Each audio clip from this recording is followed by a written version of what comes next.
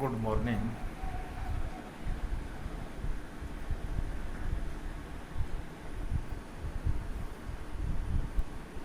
सभी का इस वीडियो लेक्चर में स्वागत।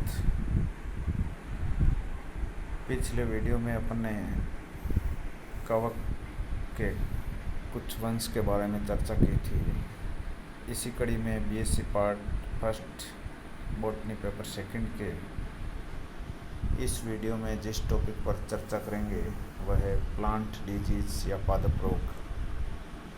तो पहले उसके बारे में कुछ सामान्य जानकारी ले लेते हैं।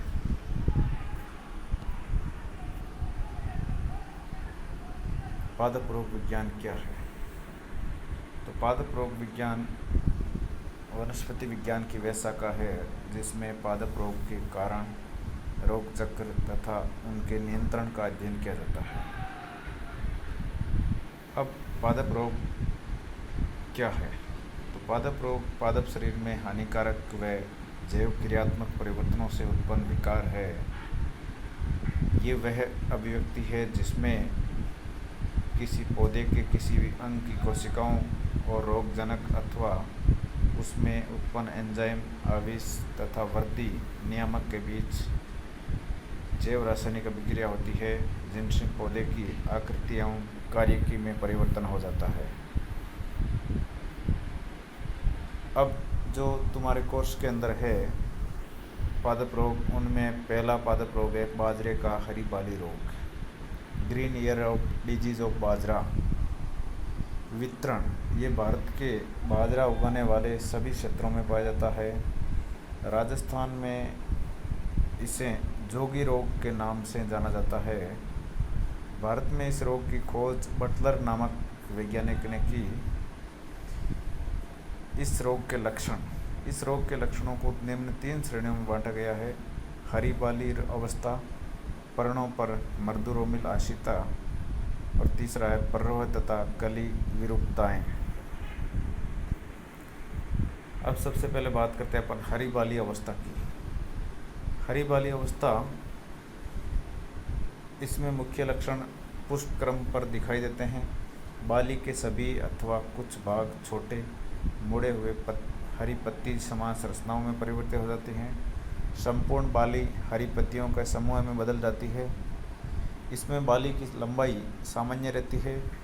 इसके नीचे का भाग पत्तियों में परिवर्तित हो जाता है जबकि ऊपरी भाग में कुछ सामान्य दाने बनते हैं।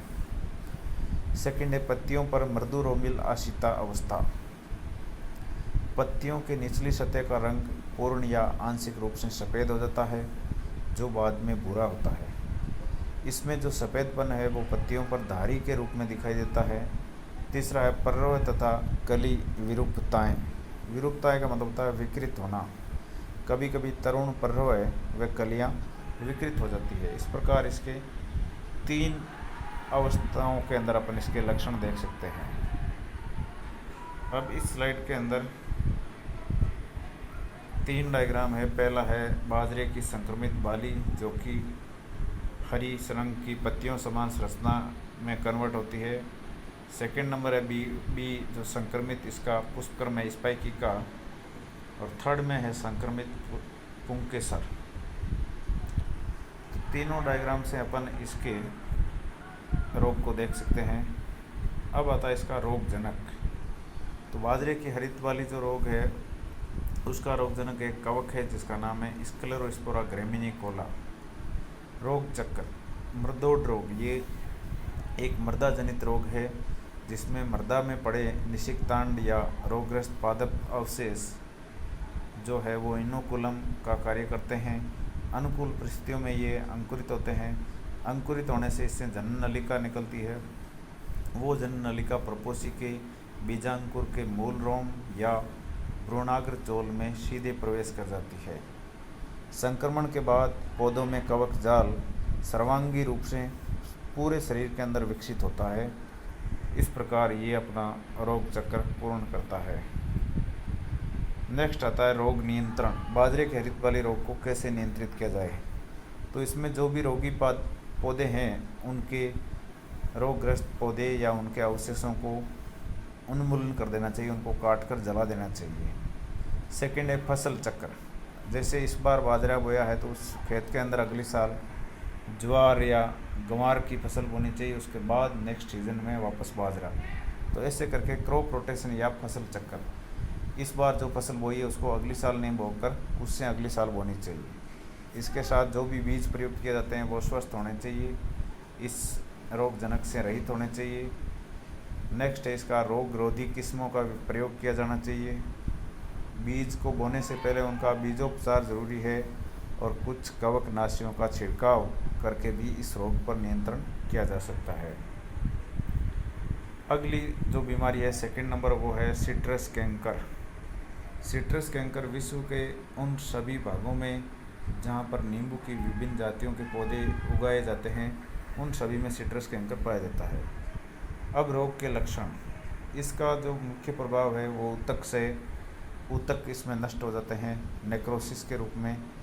इस रोग का आक्रमण पौधों की टहनियों, पत्तियों, कांटों, पुरानी शाखाओं और फलों आदि पर होता है। सर्वप्रथम पत्तियों के ऊपर छोटे गोल व पारभासी धब्बे दिखाई देते हैं। प्रारंभ में ये धब्बे निचली सतह पर होते हैं, परंतु बाद में दोनों सतह पर आ जाते हैं। पुराने धब्बे भूरे रंग के होते हैं तथा इनके चारों ओर ध्रुवीय पीला प्रभा मंडल या हेलो निर्मित होता है। बड़ी शाखाओं पर कैंकर अनियमित आकार के होते हैं और स्पष्ट होते हैं।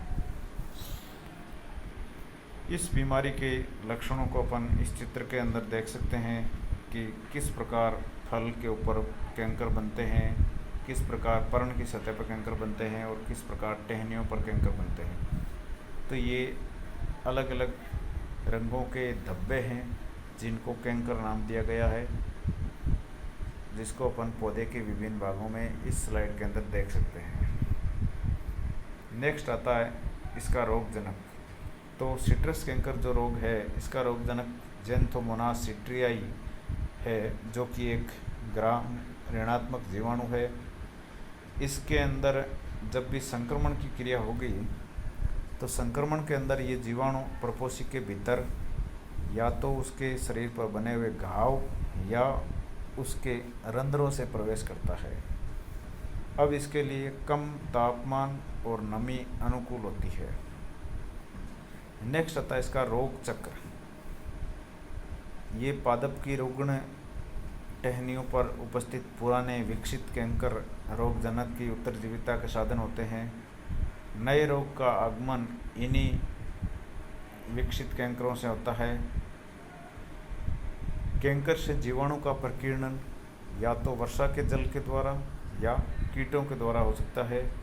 इस रोग का जो प्रसार है वो मूलतः संक्रमित नर्सरी मूल वृंत से अधिक होता है। अब लास्ट आता है इसका रोग नियंत्रण। किस प्रकार सिट्रस कैंकर है उसको नियंत्रित किया जाए। तो जो भी पौधे के रोगी भाग या रोगग्रस्त पौधे हैं उनको उन्मूलन कर देना चाहिए, जड़ा उनको काटकर जला देना चाहिए। इसके साथ नए पौधों के रोपण से पहले बोर्डो मिश्रण का छिड़काव करना चाहिए। नेक्स्ट है केवल रोग रहित नर्सरी मूल वृंत का ही प्रयोग किया जाए, अर्थात ऐसे नर्सरी मूल वृंत ही काम में लिए जाए जिनमें किसी प्रकार की बीमारी नहीं हो। नेक्स्ट इसका विधि है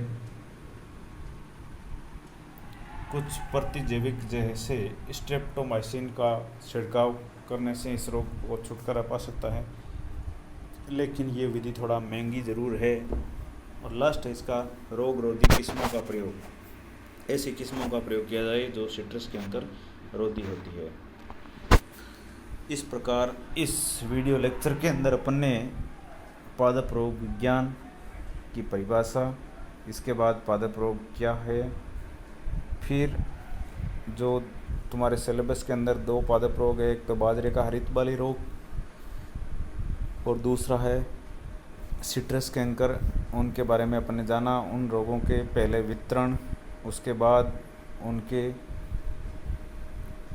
लक्षण, फिर उनका रोग चक्र, रोग जनक और उनके रोग नियंत्रण की विधियों के बारे में अध्ययन किया। अब अपन नेक्स्ट वीडियो के अंदर अगली पादप रोगों के बारे में चर्चा करेंगे। सभी का धन्यवाद।